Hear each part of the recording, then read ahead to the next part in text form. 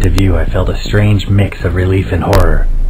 I was now close to my goal, but it seemed that the last few hundred yards would pose an almost insurmountable problem. The plaza in front of the building was infested with zombies, idly wandering in circles and occasionally bumping into each other.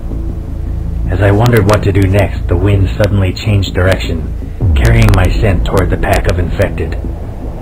In near perfect unison, the infected sniffed the air and turned to stare directly at me. A split second later, they charged. No.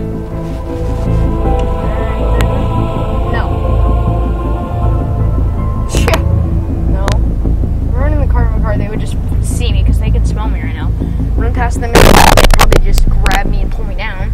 Run around the block. Actually, that's what I'm gonna do. But open fire and wipe the just attract more infected. I knew I didn't stand a chance against the oncoming mob of post-human cannibals, so I turned on my heels and fled as quickly as I could.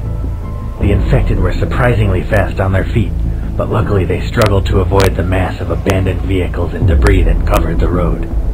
I was able to lose most of them by running around the block, and those that still followed were quite a distance behind me. As I returned to the plaza, I realized that not many of the zombies had chased me as I had originally thought. Unable to reach the main entrance, and with the infected now approaching from all sides, I had no choice but to run down a small side alley. There was still a single doorway into the mall, and luckily it was still unlocked. I slammed the door shut behind me. It seemed reasonably strong, and was small enough to prevent large numbers of infected from pushing against it all at once. Still, leaving it as it was definitely posed a risk. Alright then,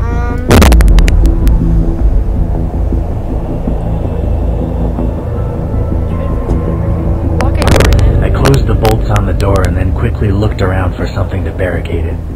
Luckily there was some old tables and chairs nearby, which I was easily able to wedge in front of the entrance. No one would be getting in or out this way anytime soon. okay then. That's good. Now that I was reasonably sure that the infected wouldn't be getting into the building the same way I did, my attention turned to my new surroundings. I was in a long hallway with several storage rooms on either side. From the vague odor of damp and chemicals, I realized this was obviously some kind of basement used primarily by the cleaning staff. I could see a stairwell leading up to the main building at the end of the hall. Okay, sorry guys about that. I accidentally dropped my mic, so yeah, sorry about that. And okay, sure there is that. God, no, because I'll just attract infected. No, because then somebody infected could come out of these doorways or search for supplies. There's no point. I carefully explored the various side rooms, making sure that none of the infected had made a home here. Fortunately, this part of the building was empty, but I soon realized that some of the rooms posed a serious problem for security. Several of the windows had been smashed in the chaos following the outbreak. Since I didn't have the time or resources to block up every one, I instead closed all the interior doors and wedged chairs under the handles. Alright then, that's good actually. Yeah, barricade open. I climbed the flight of stairs to the ground floor and then headed through a small doorway into the main building. The mall was eerily quiet, and despite my best efforts to keep a low profile, every footstep seemed to echo throughout the entire building. The shutters on most stores had been closed, presumably in an attempt to keep the infected from roaming freely. Frequent bloodstains were an ever-present reminder of how little the shopkeepers had achieved. A sickening feeling in my gut told me this place had been the scene of a terrible massacre. As I slowly made my way to the central square, I recalled that the pharmacy was up on the second floor. I could see no signs of life, human or otherwise, and so decided to ascend the nearest escalator and secure the medicine the folks back at the farm so desperately needed. Before I could reach it, the silence was broken by a tremendous bang, swiftly followed by something whizzing an inch past my head. Someone had taken a shot at me.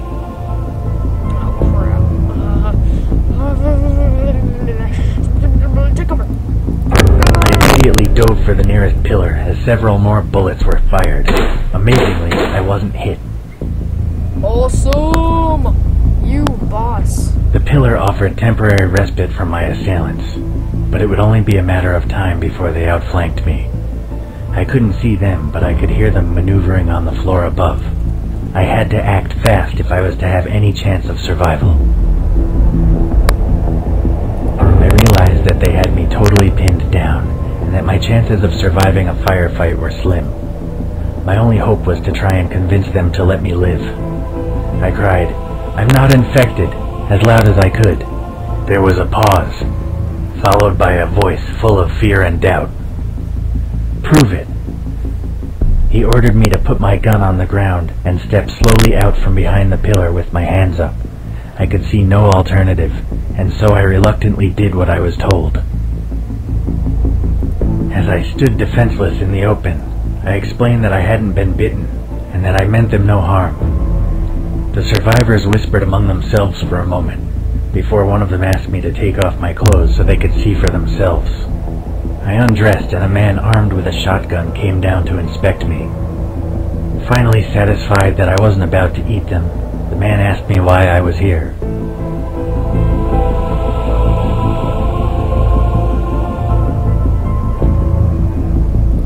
I decided it was best if I told the survivors the truth from the beginning. They'd probably find out sooner or later anyway. As I put my clothes back on and picked up my equipment, I explained all about the fortified farm, the disease that plagued my family, and my quest for antibiotics. They seemed impressed by my bravery and allowed me to join them on the second floor. That's cool. As I climbed the escalator, I realized just how wise my decision to surrender had been. There were at least 20 survivors in the building, with over half of them armed with shotguns or rifles. The rest had an assortment of vicious-looking melee weapons. As soon as I reached the top, I was directed toward their leader, a tall and muscular African-American who introduced himself as Ox. Ox told me that if I wanted his help and protection, or at least to be allowed to roam his mall freely, I had to earn it. Apparently there was no longer any power in the mall, and he wanted someone to head down to the basement and turn on the generator. The last man he sent never came back.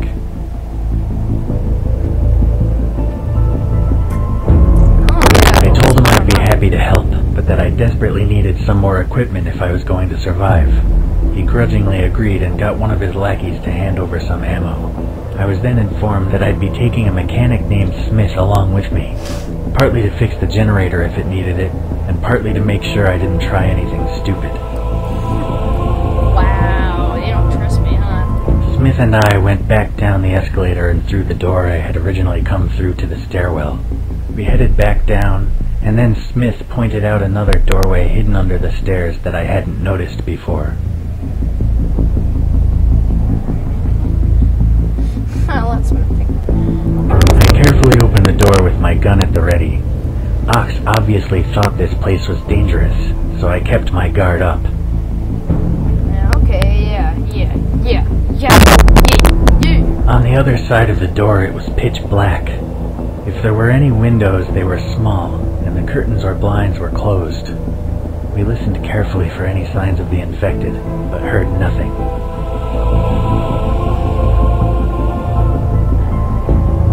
We weren't about to proceed without a light source, but luckily Smith had a few matches on him.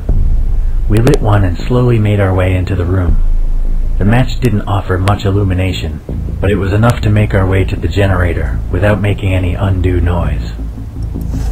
Alright, then that's good. We reached the generator. Smith promptly pulled a lever and pressed a few buttons. Apparently getting the thing up and running was as simple as that, because it immediately sprang to life. The lights in the room flashed and came on, and just in time. Our activities had disturbed a small group of infected who had been lurking in a side room, and they were now rushing toward us. I opened fire and was easily able to gun the bastards down. I breathed a sigh of relief and turned to Smith, but to my horror he was lying on the floor, bleeding heavily. In the confusion I had accidentally shot him in the leg. Wow! Ricochet! He's probably behind you. So what are you, like, trying to shoot through his leg and get, like, collaterals with his leg? Improvise a tournament. Leave him to die. Shoot him and put him out of his misery. Oh, yeah. I knew Smith didn't have a lot of time, so I quickly quickly removed the first aid kit from my backpack and got to work. I used